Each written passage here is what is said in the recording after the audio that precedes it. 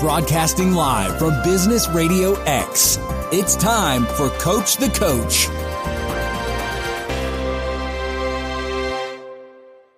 Welcome to Coach the Coach Radio. Stone Payton here with you this afternoon, and you are in for a real treat.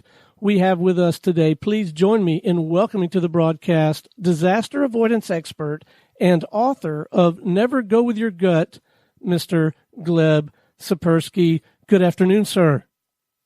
Thank you so very much for having me on. It's a pleasure to be on Coach the Coaches. Well, I got to tell you, what a compelling title, moniker, disaster avoidance expert. Tell us a little bit about your work, mission, purpose. What are you out there trying to do for folks?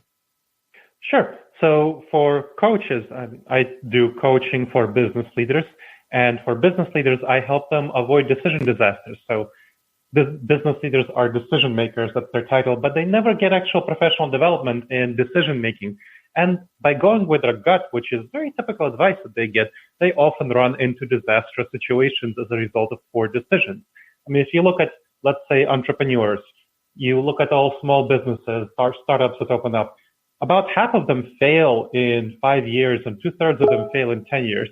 So that's pretty bad. And of course, big business leaders, look at what's happening in Boeing right now, where they made some terrible decisions about the 737 MAX. But bad decisions happen at the top and at the bottom level and everywhere in the middle. Now, so that's what I do for business leaders. For coaches, I help them teach them how to help their clients make the best decisions. So I'm a WBEX presenter. I have a presentation coming up actually in mid-December. I talk to International Coach Federation groups often. I have a class on coaching analytically minded clients. So I do a lot of content creation for coaches as well. So what was the impetus for this kind of work, man? Did you make a bucket full of bad decisions? Well, the impetus was actually my parents making some bad decisions when I was a kid. So I saw them fighting with each other about pretty stupid stuff, just regular domestic things. And some actually big stuff. My dad made a really bad, and he was always someone who went with his gut, just how he felt a certain way and he went with it. So he was a real estate agent and had variable income. And then at some point he hid some money from my mom when he had a good year, bought an apartment elsewhere, leased it out, whatever, and to other people. And once my mom found out a couple of years later, it was a real big blowout fight. They separated for a while. And, they eventually got back together, but it was never the same again. She didn't really trust him again. So that really shaped my childhood.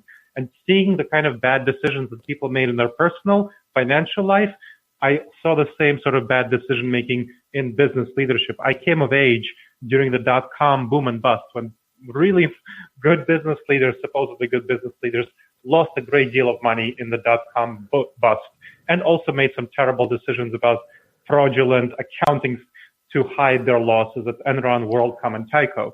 So having come of age in that period, I saw some really bad decisions that were made by very prominent people. And so I decided to study this stuff. I became a coach, consultant, trainer with the company Disaster Avoidance Experts, which I founded later, as well as a scholar. So I spent over 15 years in academia as a cognitive neuroscientist and behavioral economist, learning about why people make bad decisions and how we can address their bad decision making. Okay, so then there is some science behind this idea of why it's not a good idea to go with your gut? Yes, this is all based on science. So the typical advice, the intuitive advice, is to go with your gut. You're comfortable with a certain decision, you go with that decision. That's what the people traditionally advise you to do. However, we've had a lot of recent research in recent decades, and that's actually the last few years, on what are called cognitive biases. Now, cognitive biases are the dangerous judgment errors we all as human beings make just because of how our brains are wired. Our gut reactions, our instincts, our intuitions, they're not adapted for the modern business environment. I mean, the modern business environment has only been around since World War II. Our intuitions, our gut reactions are actually adapted for the savanna environment when we were hunters and foragers living in small tribes. So they're good to follow what's comfortable and what's intuitive if we live in small tribes in the African savanna right now, but most of us do not live in that environment. We live in the modern business world, right? So the intuition for us is to be tribal, to like people like us, to go with people who are like us. That's why business leaders make terrible decisions in hiring others who are like themselves, and then they make decisions that they don't have any real external output, external feedback in making decisions. So they make really bad decisions because of that. They make really bad decisions because of tribalism and them trying to climb to the top of the social hierarchy in a tribe, which was really important in the savannah. In the current business environment, it really hurts organizations in 3 years to try to do that. So that's a really bad problem. And then, of course, the fight or flight response, the saber-toothed tiger response. Now, it was very good for our ancestors to jump at 100 shadows and get away from the saber-toothed tiger. That was good. In the modern world, there are many, many less saber-toothed tigers, I have to tell you. So right now, reacting to external threats as though they're saber-toothed tigers, if somebody gives you constructive critical feedback and you ignore that person or you shout back, that's not right, that's not how I'm behaving, that's really bad in the modern business environment. But people tend to do that all the time. I mean, how many times in businesses have you seen shooting the messenger, where someone gives you important information from somewhere down the chain and the leader criticizes that person, shoots them down, ignores that information, and that destroys good companies. That's one of the things that really led down Boeing in recent years.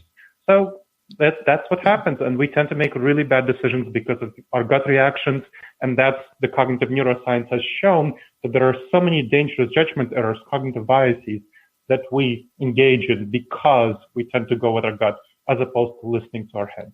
So you briefly mentioned Boeing, but I suspect with you, the way that you have your antenna up and your radar on, you probably never run out of current examples of exactly what you're describing, right? Absolutely. So another current example is WeWork. Now look at what happened. That company was, in the beginning of 2019, valued at about $75 billion. That's $75 billion. Right now, it's valued, at the end of 2019, it's valued at about $7 billion. $7 billion. That's an order of magnitude difference. That's 70 billion, just nearly $70 billion of value lost. Why did that happen? Well, because Adam Neumann, the founder of WeWork, was really pushing for an initial public offering, IPO, and a lot of people told him that he shouldn't do that. SoftBank and other backers told him he shouldn't do that, but he pushed for it anyway. Once external investors investigated what was happening at WeWork, they saw that there was a lot of double dealing, self-dealing, where Adam Neumann owned properties and then he leased them to WeWork, which is a big no-no. And he set up a really screwy governance structure where, for example, he had shares that were worth 10 votes and he was going to sell shares that were worth 1 vote. So he was trying to retain power at the top of the social hierarchy, which is a very tribal thing to do. And that's not really good at all for the modern business environment to try to control that power at the very top. So basically, the investors lost trust in the leadership. They saw that he was not a good leader, and the valuation of the company was, a great deal of it was dependent on the leadership, the vision of the leadership. And that's why the valuation of the company went from 75 billion to 7 billion. Now, when you first started introducing this idea in your speaking, in your writing, in your consulting, your coaching, did people embrace it pretty quickly, or did you meet with quite a bit of resistance early on?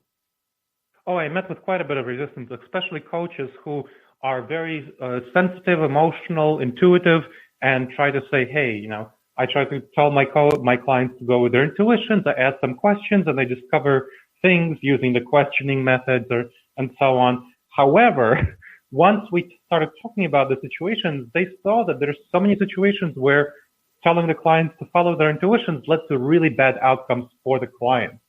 And I guided them through some examples where, hey, here's a client, you told them to go with your intuitions in hiring some employees. And then when the client hires employees, we have a lot of research studies showing that when somebody goes with their intuitions in hiring employees, they hire people who are like themselves. That really harms diversity, which is one sort of set of issues. And that also harms judgment, because when you have a lot of people with the same thinking patterns on the team, which is what you get to hire when you hire with your intuitions, then you make really bad decisions because you don't have any external input. You basically reinforce each other's weaknesses without adding to each other's strengths if you hire the same people for decision making. So that's both diversity and decision making are greatly harmed when you tell people to follow their intuitions in their hiring. The same thing when you tell people to follow their intuitions in, let's say, their career choices. Very often people are greatly leaders. There's extensive research showing that leaders tend to be way too optimistic and way too overconfident in their career choices. They need to be much less confident. They need to develop much more humility and much more ability to change their mind during their career choices, in making their career choices. And if you don't tell them that as a coach, if you don't give them this research-based, evidence-based perspective, you are letting them down. You're being a very bad coach. You're harming your clients. And once I talked to coaches and gave them situations in their own life, in their own coaching practice that showed them, hey, yes, this is a mistake. This, I should really be much more analytical and use evidence in how I coach people. They were much more willing to accept that they need to tell their clients to listen to their heads as opposed to simply going with their gut. Now, does this same science, this same human frailty find its head popping up on like traditional approaches to evaluating the situation, like a SWOT analysis, a market assessment? I mean, some of these same challenges can happen there too, right? That's right. So when you, as a coach, are facilitating a group, there's a lot of coaches and consultants who use the SWOT analysis to facilitate groups.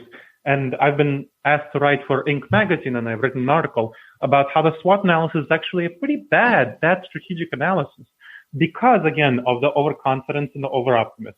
Now, the overconfidence, that's an overconfidence bias. So that's one of the cognitive biases that I've been talking about.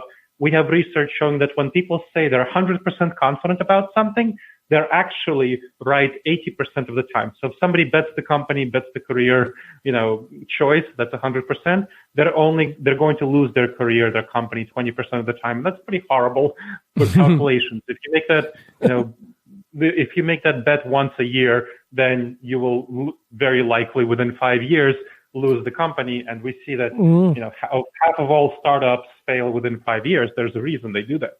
So that's kind of, that's the confidence bias, overconfidence bias. The other is the optimism bias, where people tend to be greatly optimistic. They feel that they have gotten to where they are because they're good, because they are leaders, they're wise, and therefore they have excessively high opinions of their judgment and decision making. As a coach, you need to bring them down. So in the SWOT analysis, that's the problem with the SWOT analysis that I've seen way, way, way too often is that leaders tend to list way too many strengths and way too many opportunities, not nearly enough weaknesses, not nearly enough threats, because their gut intuitions, they're very uncomfortable. They feel bad about admitting that they have weaknesses. They feel bad admitting that their organizations or their careers, whatever you're assessing, has threats. So therefore, they tend to underestimate those greatly, and they tend to overestimate strengths and opportunities greatly for the same reasons. So when I engage with clients and they show me their previous SWOT analysis, I say, hey, what about these opportunities? What about these threats that you're not considering? And they're like, yeah, okay. And what about these weaknesses that you're not considering? And they eventually acknowledge that. But it takes a lot of effort, and it takes time to be a good coach and to be a quality coach and to get the client to face their weaknesses and their threats. And the SWOT analysis provides a false sense of comfort and security to leaders and coaches who use it with their clients without specifically addressing the overconfidence bias and the optimism bias. Now, you're not soft in your language or your framing at all. You specifically use the word disaster and talk in terms of disaster avoidance. That suggests to me that not only is the risk of failure higher than I think most of us recognize, as you were describing a moment ago, but the stakes are really high. The price of failure, it's prohibitive in many of these cases. It is very high and very problematic. In any sort of, let's go back to the startups. If your startup fails, and half of all startups fail within 5 years, and 2/3 fail within a decade, most people invest a great deal of their money, their life savings, into a startup. And if it fails, they lose a lot of money. I've seen so many entrepreneurs. I mean, there are so many coaches who coach entrepreneurs and who tell them to go for it, go ahead, support whatever, go for the startup plans. And the coaches give them really bad advice because these people lose their life savings. And then where do they go? That's a really bad strategy. You need to be much more skeptical, much more pessimistic. You need to say, hey, here are the base rates. Here is what's likely to happen. Most people who start small businesses, who start new enterprises, they think they're smart. They think they're confident, and they are confident, but they lose their shirts. So why do you think you won't lose your shirt? You need to be much more risk-oriented, much more skeptical about your own ability to not lose your shirt in small enterprises. And that is what happens in small enterprises. Of course, in large ones, I mean, there was a study done of large companies that were worth over 500 million that went bankrupt between 2001 and 1981 and 2007. There were 423 companies that went bankrupt in the U.S. When the study scholars who are behavioral economists, Chunkamui, and looked at, so that's the name if you want to look at the study, when they looked at why these companies failed, 46% of the reasons for the bankruptcy of these companies came from bad strategic decisions by the leadership. That's 46%. It wasn't external causes. It wasn't kind of, something about the situation. It was purely bad decision making by the leadership.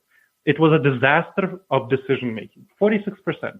In many of the other cases, the bankruptcy would likely not have happened if the leadership made better decisions. So a lot of it was dependent on the rest of the 54% was dependent to some extent on bad decisions. 46% came purely from bad decisions. These are terrible disasters. Coaches who are permitting their clients to make such decisions and telling them to go with their gut, their intuitions, not using evidence-based strategies are failing. They're being unethical. They need to go and actually study what is the evidence and how do we as human beings make bad decisions? How can we make better decisions? Otherwise, they're failing as coaches. So out of this research, out of this experience, you've actually crafted some, I don't know, maybe the right word is methodology, some structure, some rigor, some discipline, some best practices to address these issues, yes? That's right. So the easiest thing that I give to all of my clients, both people who are the business leaders and for coaches who I work with to help them help their clients, I give them easy tips, easy strategies to use. So for example, for any decision, here's a very quick technique, takes only a couple of minutes to use for anybody. These are 5 questions that you want to ask to avoid decision disasters. Now, these are 5 questions. Let me go through them one by one. First, what important information did I not yet fully consider? Again, what important information did I not yet fully consider? This is incredibly important because we tend to flinch away from information about our weaknesses and threats to us. So things that we don't want to consider, things that make us uncomfortable.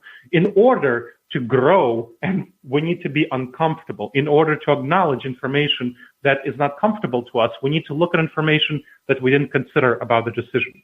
So that's one. Second, what dangerous judgment errors, cognitive biases, did I not yet address? Again, what dangerous judgment errors did I not yet address? My book, Never Go With Your Gut, How Pioneering Leaders Make the Best Decisions and Avoid Business Disasters, goes through the 30 most dangerous ones for businesses and how to address them. Or you can check out the 100 cognitive biases, over 100 cognitive biases on Wikipedia. It doesn't talk about addressing them, it just talks about what they are. Then, what would a trusted and objective advisor suggest I do? So again, what would a trusted and objective advisor suggest I do? Think about who's a trusted and objective advisor to you. What would they suggest that you do? What would, and do the same thing for the business leader, have them call you or have them turn to a peer or a mentor who they trust. Next, third, so forth. How have I addressed all the ways this could fail? Again, how have I addressed all the ways this could fail? An especially useful technique here is to imagine that the decision has failed, whatever decision you're doing, completely failed. It failed. The next step is to think about all the reasons why it plausibly could have failed, and then address them in advance. And think about all these reasons. You're switching a job. Why could this fail? Or you're going for a promotion. Why could this fail? You're launching a new product. Why would it fail? You're moving to a new headquarters. Why would that fail? and think about all the reasons why it could fail and address them in advance. Finally, and really importantly, what new information would cause me to revisit this decision? Again, what new information would cause me to change my mind, revisit this decision? This is very important to address in advance of the decision itself, because when you're implementing the decision, when you're in the heat of the moment, it's very hard for you to look back and think about, hey, here's how I'll change things. Now, one of the things I hear people asking about this is, hey, does this actually slow down decision making? And of course, it slows down decision making by, a couple of minutes, but it's so much worth it to not have to pay many hours if you make the bad decisions. That's first. Second, there's been a lot of research showing that these kinds of questions, once you get used to asking them, they don't slow you down at all. So firefighters in the UK have been using these sorts of questions to actually address their decision making in the heat of the moment, literally during a fire. And they have been shown to, A, not make decisions that are slower. Their decision making is about as fast when they use these type of questions, and B, their decision making is much better when they use these types of questions to actually put out fires. So you're actually putting out a fire, and most business decisions have much more time than if you're putting out a fire. Well, that suggests to me then that these muscles, if you will, can be exercised, right? If we practice exercising these disciplines, that over time we can get better and better at it. That's right. So this is the specific practice called mental fitness. We talk a lot about physical fitness and how we can grow stronger, go to the gym and so on. And that's something that we are already used to, physical fitness. Now, the mind is a muscle, just like any other muscle, but we don't think about mental fitness. We don't think about exercising our mind as something we should do deliberately. And by using this strategy, but however, there's extensive research showing that if we get used to building up a certain mental habit, think about a physical habit like brushing your teeth. Right now, that's an automatic thing. You brush your teeth, you get up, you brush your teeth. Or the habit of eating with your fork and knife, right? You're not eating with your hands most times. You're eating with a fork and knife. These are physical habits that you've built up. You can build up mental habits in exactly the same way. Habits of patterns of thought. So you can integrate these 5 questions to avoid decision disasters into your everyday habits of thought. And while at the start, it takes a little bit of time, just like it took time to learn how to brush your teeth and to eat with your fork or any other habit that you developed. Once you develop this habit of asking these questions and getting your clients to ask these questions, it doesn't take any time at all. Okay, let's talk about this new book, and it is Never Go With Your Gut, How Pioneering Leaders Make the Best Decisions and Avoid Business Disasters. Did this book come together pretty easily for you? Did you struggle with it? Tell us a little bit about that process. Yeah, the book came together actually relatively easily. What I did, I'm a prominent writer, so I write for Time, I write for Fast Company, for Inc. Magazine, Psychology Today, The Conversation, Scientific American, Business Insider, venues like this. So I'm well known as a writer, and I have a lot of articles out there and a lot of folks who know me.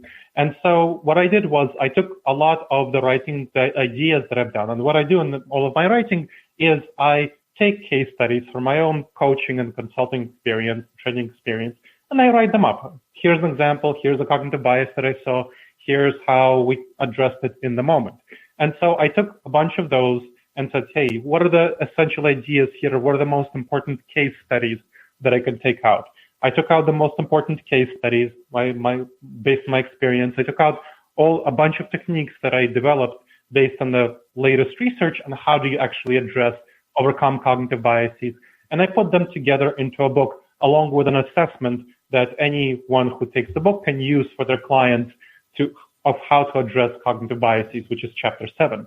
So the book is structured in a very simple manner. You start with the broad framework of why we should not simply go with our gut, why we should instead check with our head before going with our gut. So all the principles, all the underlying decision-making principles. And then each chapter goes through the kind of dangerous judgment errors, the 30 most dangerous judgment errors that business leaders make and how you can address them with specific illustrative case studies from my consulting and coaching, as well as broader case studies like I mentioned WeWork, Boeing, Equifax disaster with the cyber attack and their very poor response to it, and many other examples like this one, Elon Musk and the Tesla and so on. And finally, you have the assessment, so you can assess how vulnerable you are and how vulnerable your clients are. Mainly for coaches, they can assess how vulnerable their clients are, to which decision-making errors, to which cognitive biases are they vulnerable, and how you can address each one effectively. And that's how the book came about. And then it actually got really surprisingly good endorsement. So Marshall Goldsmith, who's one of the most prominent coaches in the world, has endorsed it, and so have 57 other thought leaders and business leaders. So I'm very pleased about all the endorsements, folks who say that this is a really innovative, it's the first book to address cognitive biases in business leadership. So the folks think it's a really innovative book and very important, and it will hopefully have a positive impact on the world.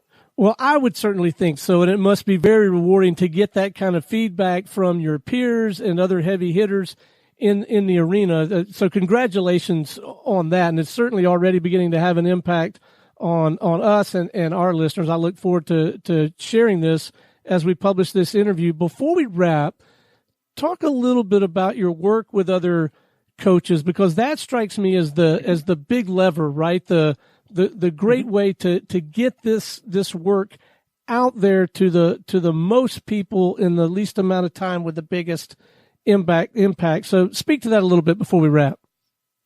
Sure. So coaching the coaches, of course, is the biggest impact I can make, because the people I coach can help others as well. And actually, I have a class, Coaching the Analytical Mind, which you can just Google Coaching the Analytical Mind, and you can take the class. It's ICF approved, gives 12 credits.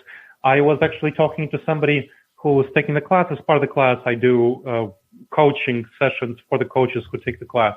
I was talking to them, to someone from Europe, who is taking the class from Netherlands, I believe. And he was telling me, as part of the session that I had with him, how useful it was and how he really didn't consider one of the cognitive biases that he suffered from, which is called the false consensus effect. Now, the false consensus effect refers to the fact that we assume other people to be like ourselves much more than is actually the case. Again, we assume other people to be like ourselves, to have our values, our thought patterns, much more than is actually the case. So one of the things that coaches frequently make mistakes in is the emotional aspects of things. Emotions are very important in decision making. They drive about 80 to 90% of our decisions. And most coaches tend to be quite in touch with their emotions. And that's a good thing. Most coaches tend to be emotionally intelligent. Now, and that's very important for them to realize. Most clients who coaches coach tend to be not very emotionally intelligent. They tend to be much more analytical, and they need to be given evidence in the form that coaches aren't really used to. That they need to be given specific case studies. They need to be given research, especially if the clients come from fields like finance or doctors and so on. Lawyers, they need to be given specific types of evidence that coaches aren't really used to giving, aren't really used to conveying, and they are not good for the just questioning method. So that's one of the things I talk about, and there are so many other things that coaches miss about coaching analytically minded people. And so that's what the course is about, coaching the analytical mind. I'm presenting at WBEX about this topic in, I think, a couple of weeks, mid-December, so you can check that out. And I present to International Coaching Federation groups and other coaching groups often. So if you want me to present to your group, shoot me an email, gleb@disasteravoidanceexperts.com. Again, gleb@disasteravoidanceexperts.com. Well, Dr. Gleb Tsipursky, it has been an absolute delight having you on the show. Congratulations on the momentum. Keep up the good work. Please keep us posted here at the Business Radio X Network. There's, I'm sure, a great deal more to come from you and your work, and we want to make sure that we're following it. One more time before we wrap, best coordinates for someone to reach out if they want to have a conversation with you or somebody on your team about any of these topics. Sure. So first of all, you can all get in the book, Never Go With Your Gut, How Pioneering Leaders Make the Best Decisions and Avoid Business Disasters. At any bookstore anywhere. It's published by the Career Press, so good traditional publisher. So it's available in physical bookstores everywhere, as well as, of course, online and Barnes & Noble and Amazon, everywhere like that. You can check out my work at disasteravoidanceexperts.com. Again, disasteravoidanceexperts.com. And for the class on coaching the analytical mind, it'll be Disaster Avoidance disasteravoidanceexperts.com/coaching-analytical, or you can just Google Coaching the Analytical Mind. You can contact me at Gleb, Gleb, at disasteravoidanceexperts.com. Again, Gleb at disasteravoidanceexperts.com for any questions about today's show. Connect with me on LinkedIn. Always happy to connect with folks there.